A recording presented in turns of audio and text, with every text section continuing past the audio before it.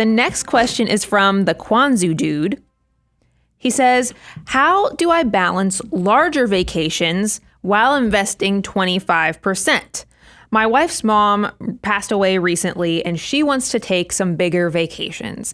And this reminds me of what you say, Brian, about making the memories blossoming. And so this is that part where the math meets the life fulfillment and emotion. So what can you say to him? Well, I'll give you sort of a thing I've thought about. My wife and I have had these conversations previously. Like in the past, she might have wanted to go on a big trip or do a big thing. And what I tell her is I say, sweetheart, anything is possible. Like anything that you want to do is possible. But there are costs associated with that. Meaning, all right, if you want to take a really big trip, if you want to go do this thing, that's great. We can do it and we're going to save to be able to do that. But what's the thing that we're going to give up, or what's the thing we're going to sacrifice, or what's the thing we're going to squeeze somewhere else in our financial life to make that work? And so as when we were younger, that's how we would approach making decisions around that. Okay, if we want to do this, what are we going to squeeze in order to allow us to do that? Now, I think, and this is my opinion, Brian, I'll be curious if you say this, I think that traveling and making memories are wonderful, and they're something that should absolutely take priority. But I am of the opinion that vacations and large trips are probably something that we talk about lifestyle creep not inherently being a bad thing. I think that vacation creep is not a bad thing, and I think it's something that probably should happen, but it's something that should happen in stages. I mean, there's a place and a time in your financial journey where what I'm going to call large vacations make sense. And there's a place and time in your financial journey where large vacations probably don't make sense, right? Would you agree with that? I was going to put an asterisk, but I do completely agree with you. As if you go to moneyguy.com/resources on the financial order of operations, I classify big vacations where, is a kind of a step 8, prepaid future expenses or abundance goals. There's a reason we call them abundance goals, is because this is when you got your base underneath you and you can fund those things. But now don't mishear me, because I do want you to bedazzle your basic life, and the fact that I do want you still traveling, making memories and other things. Now,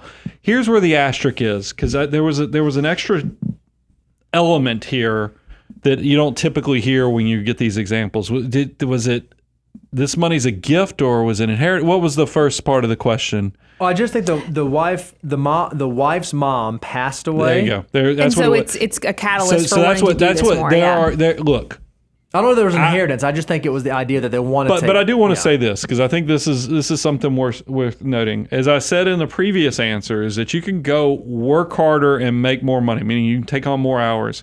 You can spend less money to create savings that way. But one thing you can never get back is time.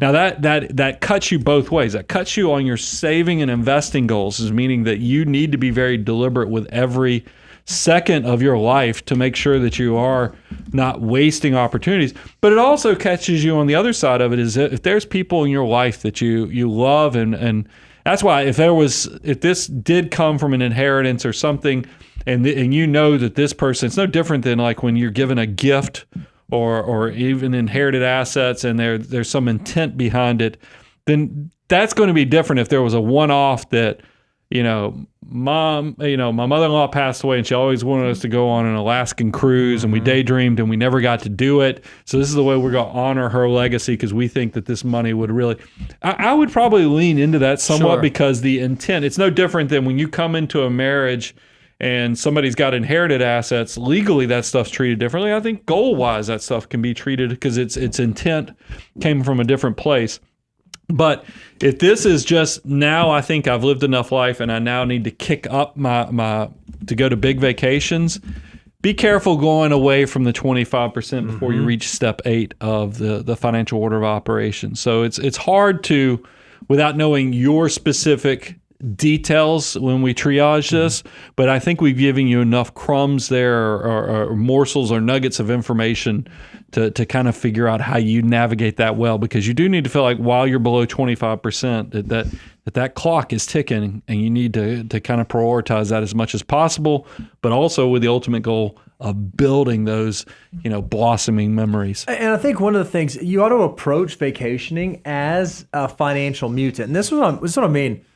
Focus on the things that actually make sense for you to spend money on because you value them. I've got some friends of mine, they love to travel, could care less about the accommodations. Like they are perfectly fine staying in like hostel and just like roughing it and sleeping on a couch and whatever. I am not that way. Like when I travel, when I go on vacation, I want like nice accommodations. I want to be super, super comfortable. Well, I'm willing to pay a premium for that where they would much rather, they care more about the location than the accommodation. And so really figure out when your wife says larger vacations, what does larger actually mean? Does that mean further away? Does it mean longer time period? Does it mean more excursions? Does it mean more luxurious? If you can really dial into that, just like any other consumption decisions you make, you only want to spend your money on the areas where you really, really, really find a ton of value.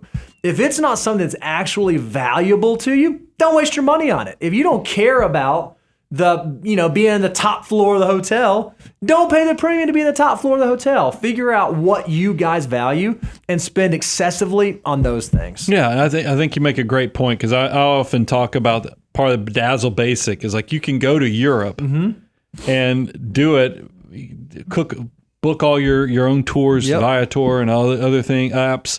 You don't have to do the tippity top. That's the way when I first went to Italy. It was very much that same way. I always, you guys now pick on me when I talk about dragging my bags down the cobblestone because I've told that story. But you can make blossoming memories even without a ton of money. So don't mishear what we say. We're not saying no. We're just saying do it in a very financial mutant type of way.